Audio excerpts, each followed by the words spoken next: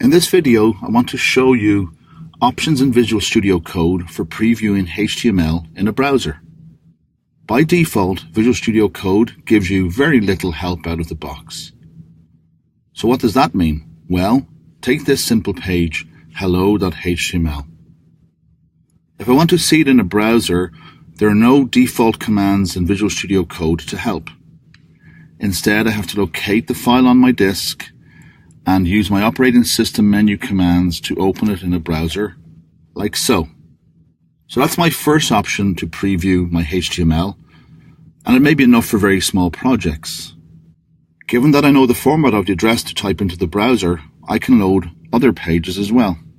So for example, if I change hello.html to images, I can load a different page. But let's go back to our original page. The limitations of this preview approach are twofold. As you saw, I have to load the page manually the first time, and when I make changes to the file, I'm going to have to remember to save the file and refresh the page in the browser. I'll show you what I mean. So if I put my file to the side and put my Visual Studio Code here, if I change my file and say hello demo, you can see the file has to be saved. So if I save my file, you notice my browser doesn't change. Instead, I have to also remember to hit refresh. So this two-step approach, and therefore this way to preview my HTML, is still pretty cumbersome. So let's improve upon the situation with the power of Visual Studio Code extensions. As you may recall, you can access the extensions through the View Extensions menu command. So here the extensions marketplace is opened up. I'll just make sure we have enough room to show this. And in the search box, I'll type browser in to have a look at some of the extensions that contain the word browser. Now, as always, I encourage you to do your own research, review ratings and reviews to determine which extensions are best for you to install. I'm just showing you examples here, and I'm not endorsing any particular extension that I'm showing in this demo. That said, in order to show the demo, I'll choose one of these first three open in browser type extensions. I've worked with this one before, open-in-browser.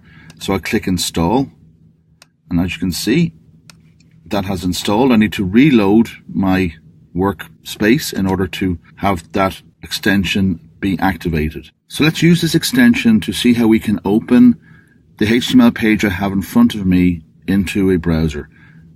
This extension has two commands. One is the Control-Alt-O command, which allows you to select a browser in order to open this page in. I won't do that for now because the other way is to open your default browser, which is Control-K-D. And as you can see, that's opened a copy of Microsoft Edge because that's my default browser, and it's launched my page. If I now expand the Explorer panel in my editor, I can right-click on any HTML page, and now I have an open in default browser selection. So here I'll open the images page, just here. I'll open that just with a command inside Visual Studio. So with this extension, I remove the task of finding my file on disk and using the context menu to load it. I also don't have to remember addresses for files. So an extension like this is definitely a step forward. However, to view my changes, I still have to save my file and reload it in the browser manually. So if I type in hello demo2 and I save my file, you can see there's still no change. I have to refresh my page here. The next level of HTML preview extension you can install is one that offers a live preview. A live preview of a HTML page is when your page is actually loaded into a local web server running on your machine, and so the page is live, meaning any changes that you make to the page also show up immediately on that page in a browser. And I'll show you how you can do that right now. So first of all, let's go back to our extensions panel. And here I'm going to search for something like live preview.